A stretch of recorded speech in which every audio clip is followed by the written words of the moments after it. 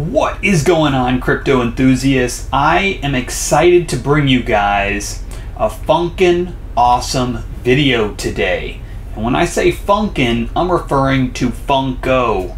And we'll get into more of that in a second here. But to get started, we're going to be talking about the WAXP blockchain. That's right, wax, like wax that you're putting on your surfboard, W-A-X. And I'm going to minimize myself real quick so that I can show you the homepage of the WAXP blockchain, as it is another digital marketplace similar to some of those other ones you've seen out there like Rarity or OpenSea.io. Alright, so now that we've gotten ourselves out of the way here, I just wanted to give you guys a quick little overview here, just so you can see this is the homepage of the Worldwide Asset Exchange, which the acronym for that is WAXP. And they pride themselves on just being more energy efficient than the Ethereum blockchain, which, if you pay attention to the news at all, that is the biggest negative right now about the Ethereum network, is the power and energy consumption. Although some people are starting to knock that a little bit, truth of the matter is there's high gas fees and high energy usage that comes from using the Ethereum blockchain, and hopefully that will be changing. But until then, there's opportunity for other blockchains to be coming into this space and causing a little bit of disruption. And the nice thing is potentially we're going to be able to have this ability to bridge the two, so that when you do purchase these NFTs and items on one, you can still interchange and bring them over to that other blockchain. Hopefully, you know, that's what we hope to do. But here, just checking out the main homepage, you can see what they're talking about. Safest, most convenient way to create, buy, sell, and trade virtual items to anyone, anywhere in the world. I always like to check out roadmaps for projects almost right away, but let's just go through this page here and talk about why we're even talking about this WAXP blockchain right now. It didn't even come up on my radar till recently, and that's because there was a Twitter post from FUNKO talking about their first series NFT, their first digital pop collection, FUNKO collection. So I had to get onto this website because I had to get myself prepared, because I am anticipating buying a few of these right out of the gate, since it's series 1 and I'm aware of the NFT marketplace right now. I have interest in it, and I also like these FUNKO characters, and I think they're going to be releasing it at a price point that's affordable to a lot more of the general public, whereas a lot of these other NFT projects lately are not. So let's just go down the page a little bit here. You can see they're talking about more of their greenness, and you can click to learn more about that. A little quick overview of what is WAXP and some of the brands that they've already got on board with them. I'm noticing Atari is joining a lot of these NFT projects across the board. Recently I've talked about some of my metaverse videos like the Sandbox and Decentraland. Atari is now a part of both of those.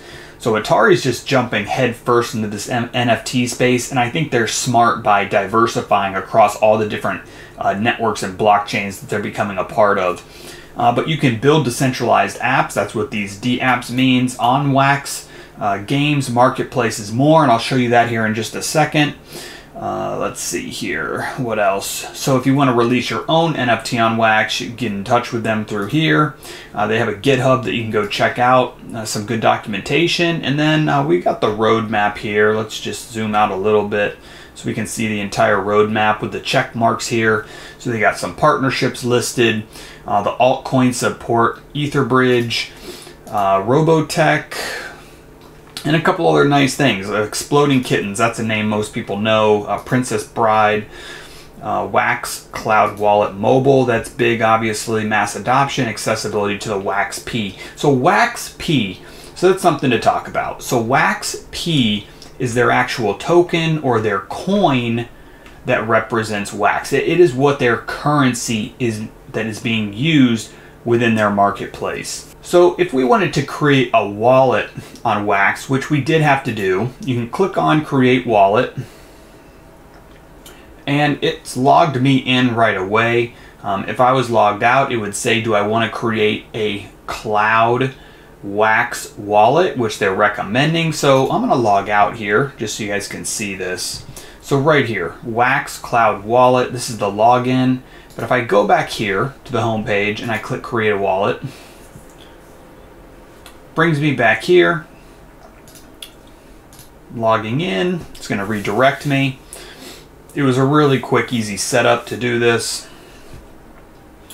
And you have the option to buy the WAXP.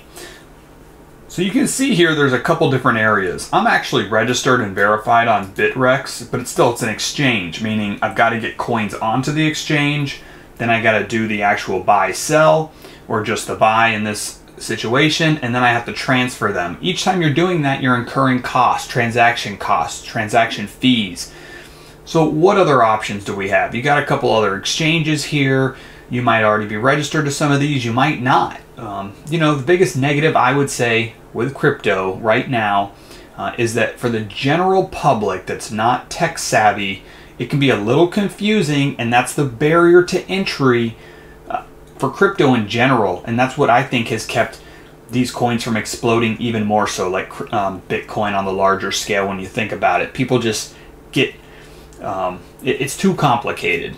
But here you go. This is an example of one of these coins that is extremely complicated, and I say that because it's not accessible as going to like Coinbase, or I don't even want to say Binance because I'm not a fan, but I would just say Coinbase is probably the biggest and easiest platform or marketplace exchange somebody's going to be able to go to acquire some of the larger coins out there right now. And other platforms, maybe such as Voyager. But you can see here, they also have a couple buy now abilities, which I think is going to be the most popular for people that are coming on to Wax and the type of products that I've noticed on the Wax blockchain.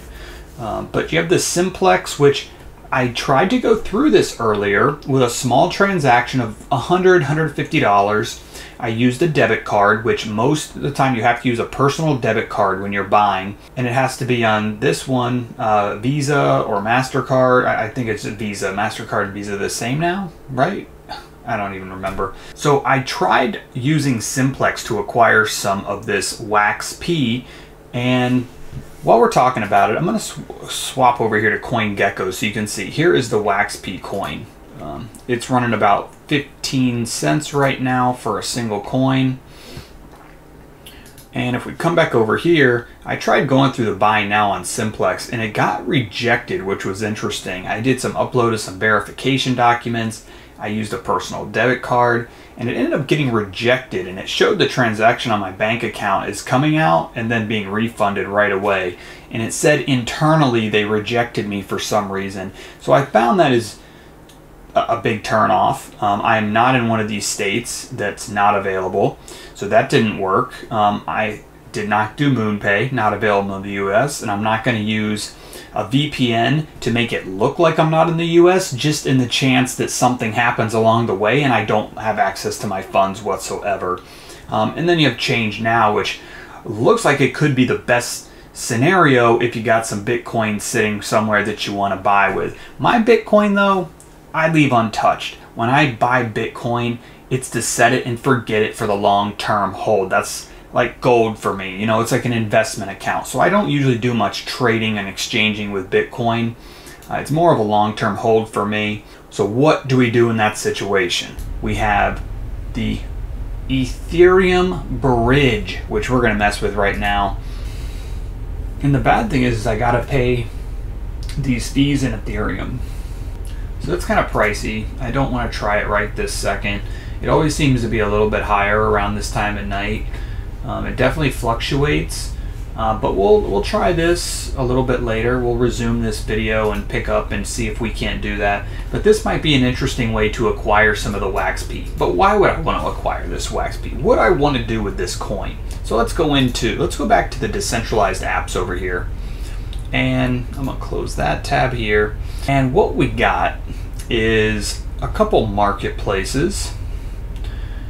Let's see, you got the Atari decentralized app, you got Wax Stash, you got Simple Market, both of the Myth Market, NFT Hive, Atomic Market. So you got a bunch of marketplaces here for NFTs. So let's go to this Atomic Marketplace right here. I know that's one of the bigger names on this list. We're not going to be able to click on anything because we're not logged in. So if we do this, choose wallet, Wax Cloud Wallet, we have one of these. It's going to log us in. We're going to approve. And you can see here I don't have any of the wax. Again, you could hit this plus sign. It's going to tell you your address, cloud wallet, exchange. This is if you want to go purchase some platform here.